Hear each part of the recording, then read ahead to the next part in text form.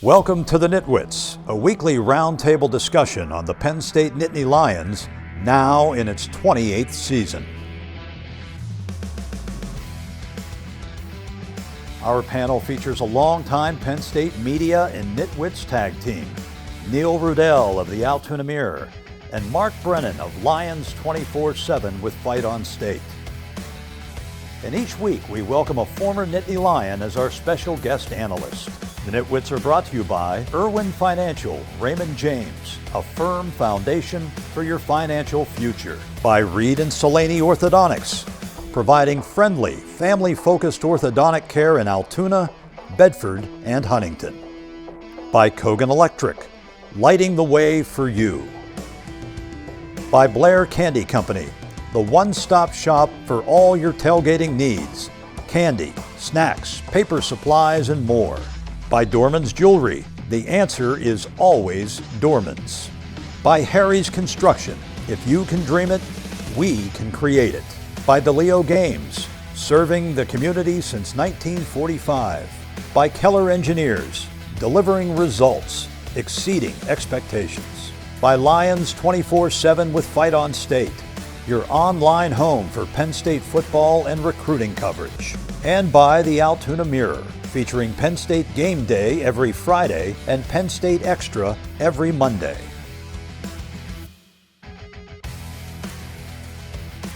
Hey, what I'm doing, hey, getting right to it. Yeah, the money is talking, I'm flowing, it's coming in just how I drew it. Yeah, you know what it is. Hey, we doing it big. Look up, there is no limit, no, we cannot settle for this. Yeah, can't stop, nah, won't stop. Yeah, it's been on live. You don't believe it, just watch.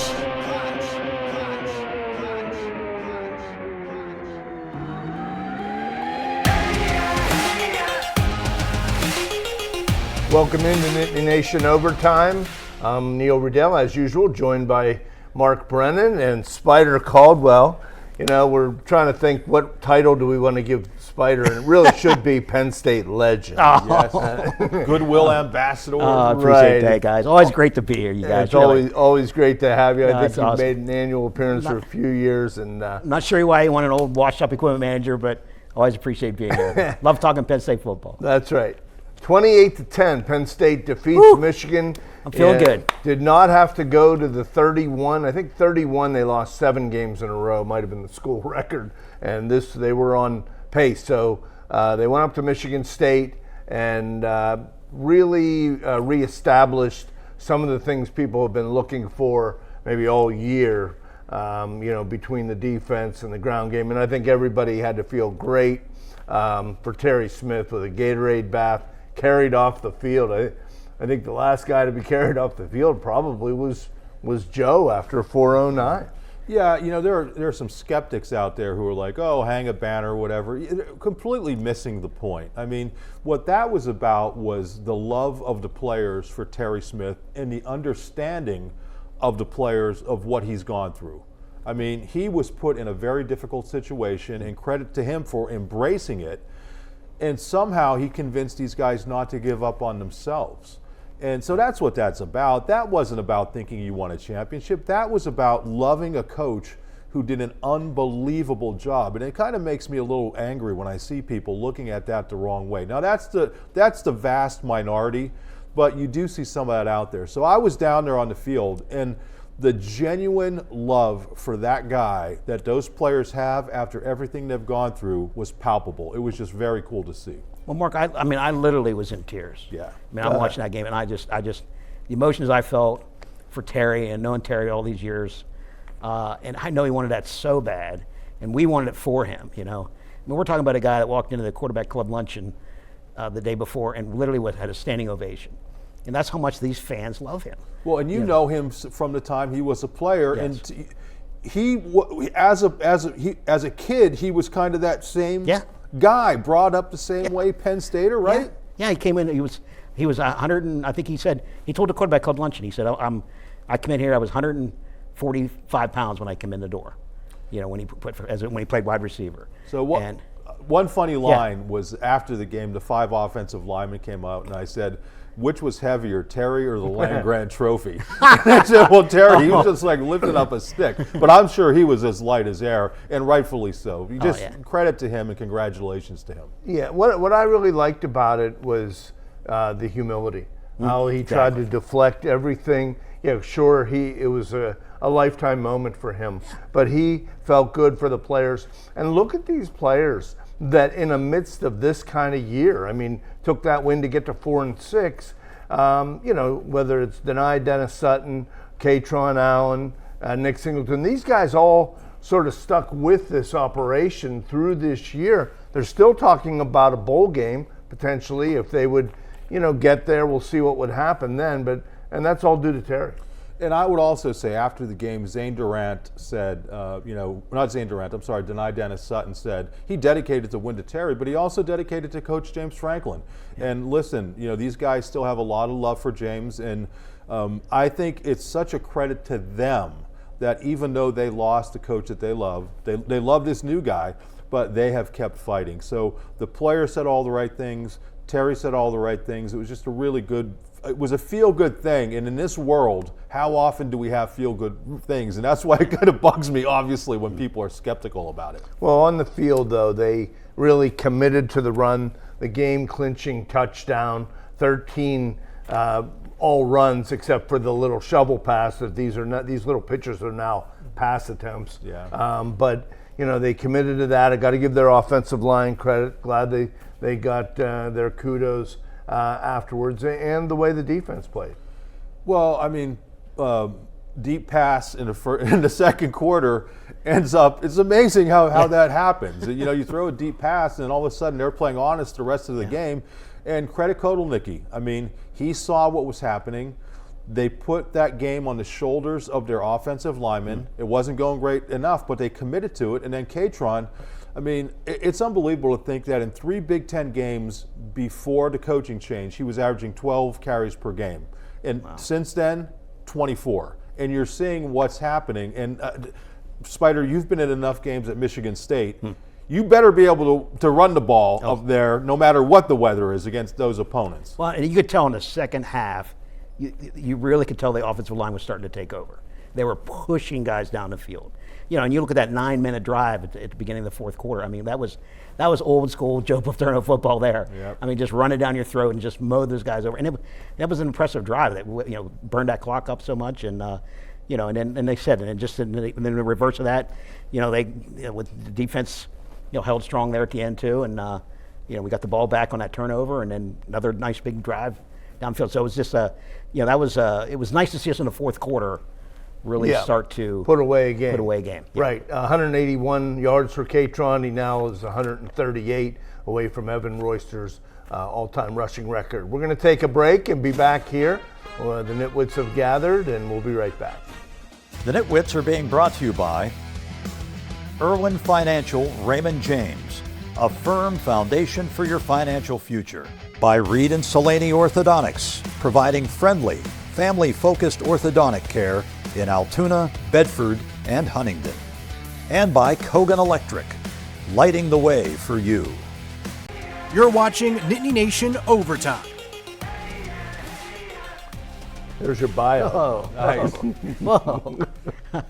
Who's that guy? Talk about open arms. Who is that guy? That's great.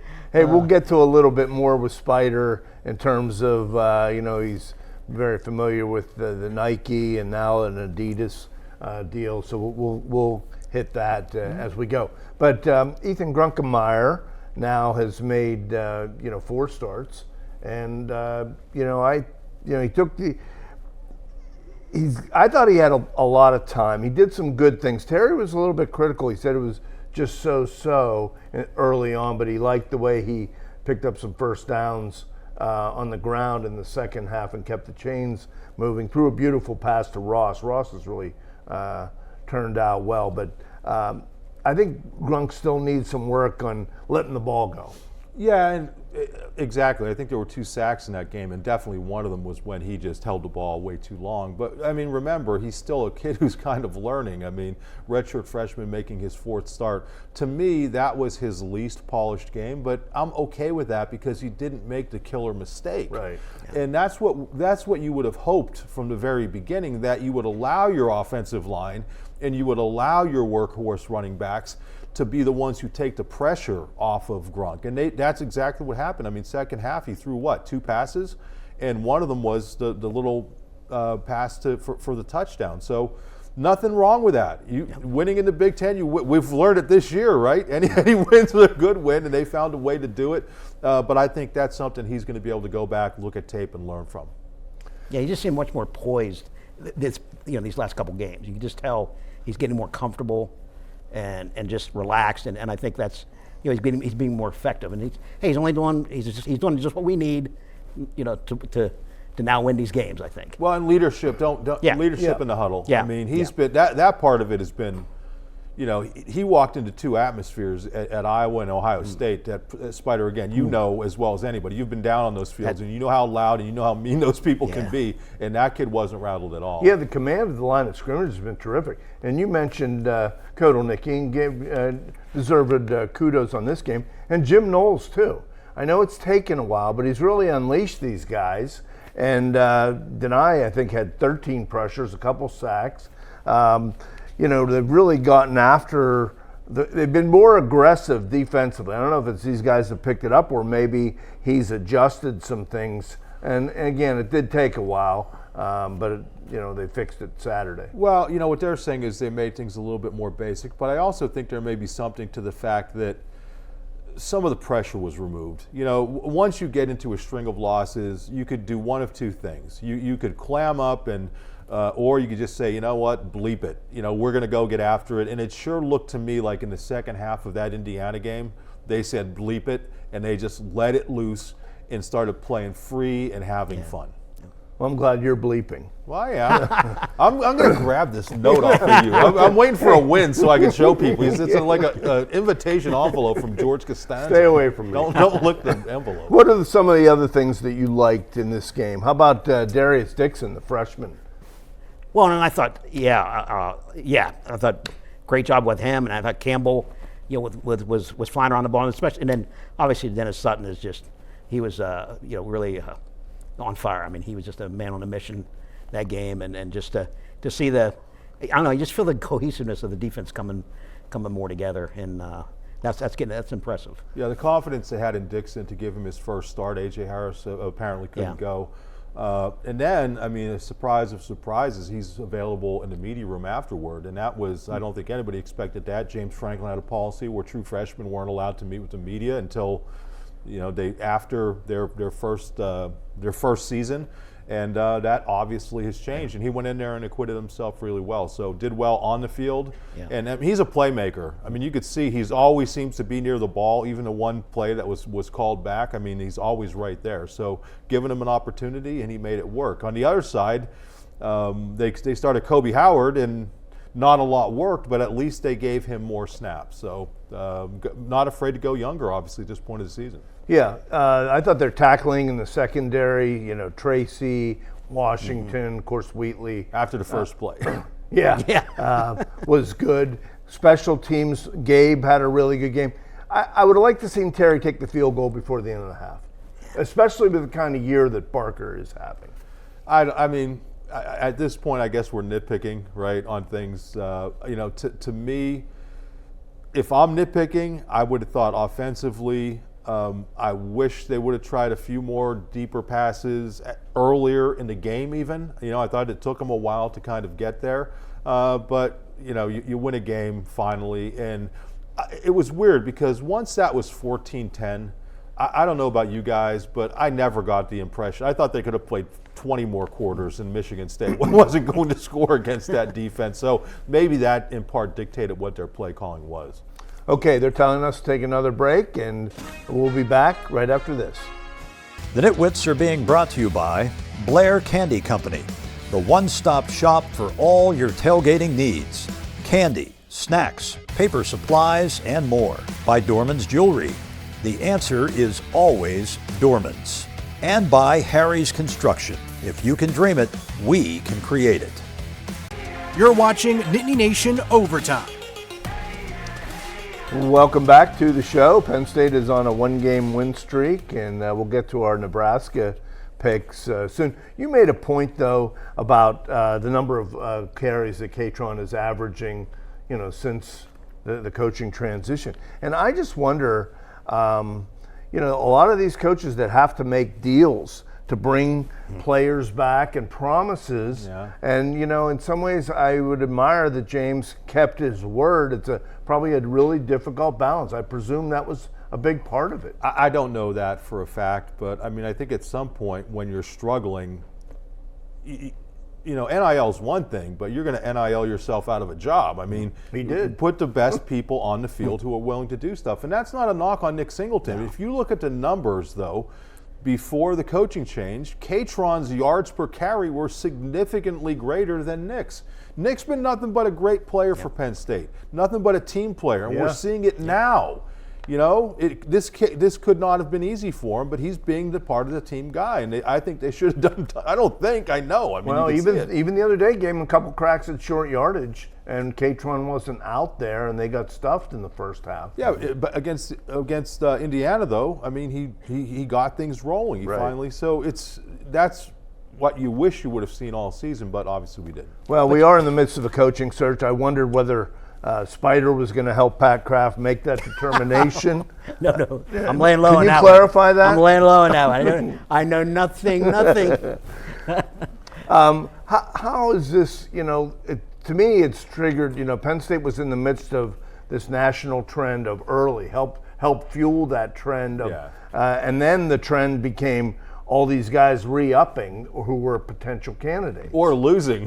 Yeah, now right. Penn State fans are watching, every week they're watching all these guys lose games, and it's like, I don't want that guy, I don't want that guy. So I think they just have to be measured, go about your business, do your due diligence, and work on getting the best guy.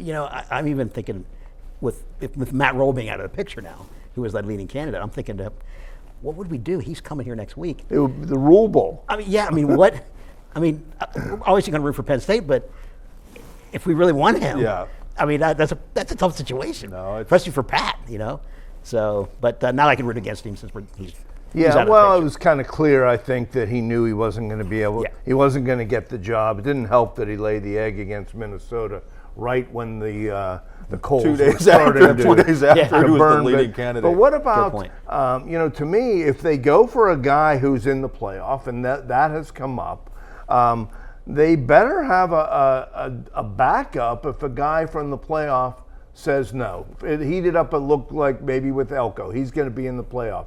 He signed an extension, so probably that's moot. But other guys that may be out there that they make a pitch for, what happens if they say no on January 10th? Well, you better have your ducks in order. That's where this is a referendum on Pat Kraft and what he's able to do. We don't know what the agents are talking about. What I will tell you is that I think they are well positioned with a guy like Terry Smith, that if it is somebody that they know they're definitely going to get, that you have a caretaker of the program who's able to navigate you through the recruiting end of it. It won't be easy, but dealing with the team, again, won't be easy.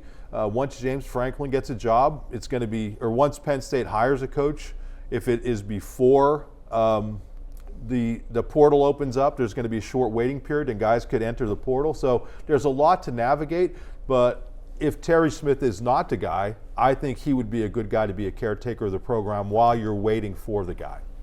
Because you got to know our culture. The next guy coming in just has got to understand our culture.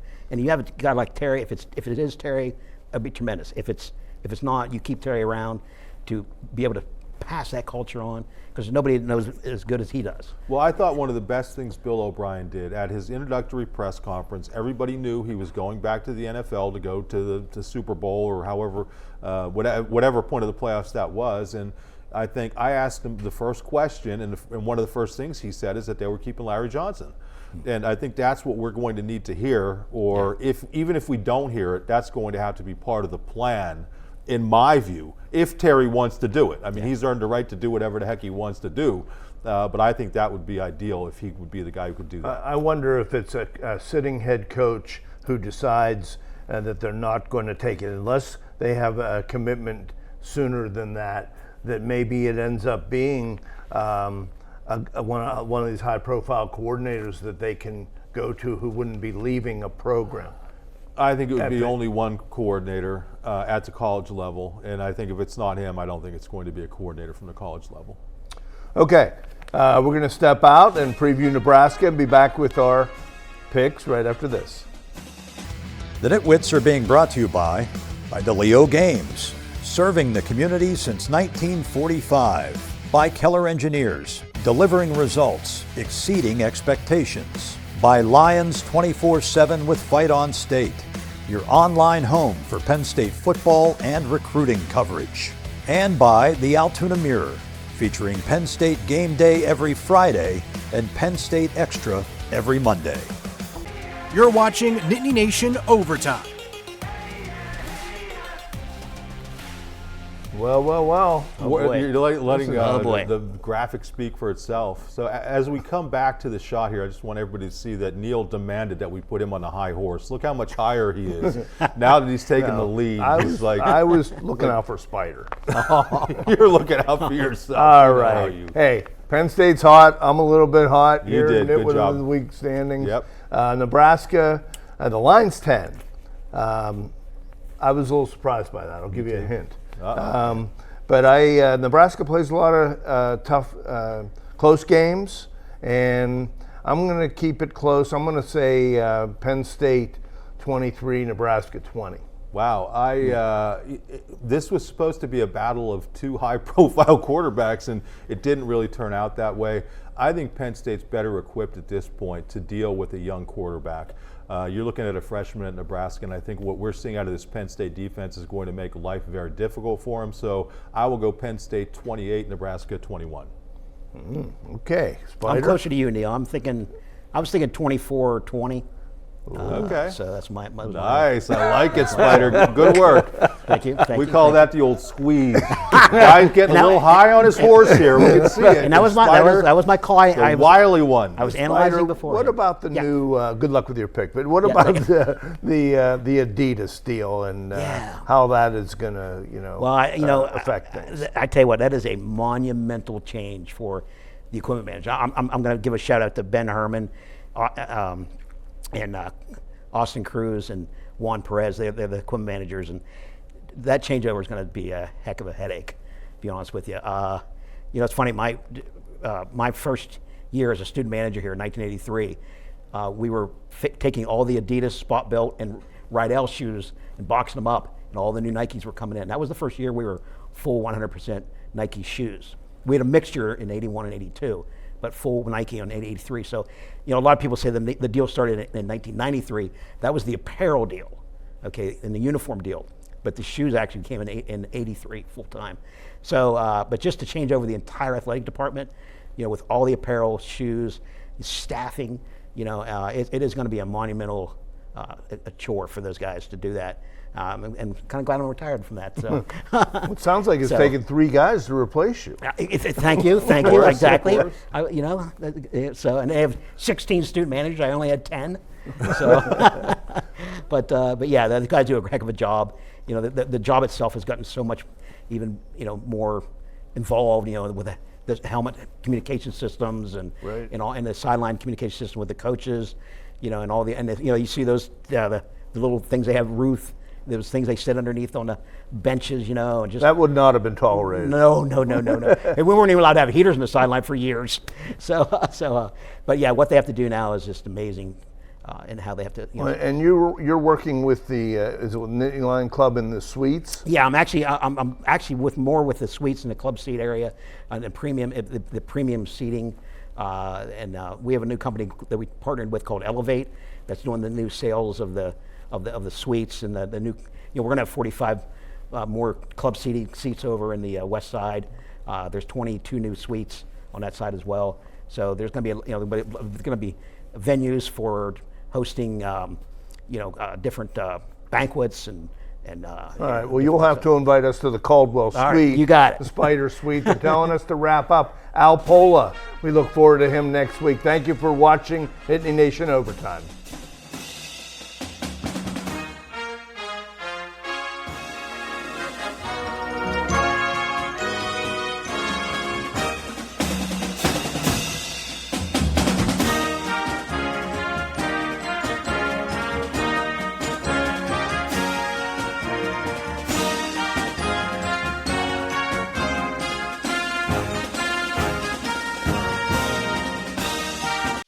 The NitWits have been brought to you by Irwin Financial, Raymond James, a firm foundation for your financial future. By Reed and Solani Orthodontics, providing friendly, family-focused orthodontic care in Altoona, Bedford, and Huntington. By Kogan Electric, lighting the way for you. By Blair Candy Company, the one-stop shop for all your tailgating needs. Candy, snacks, paper supplies, and more.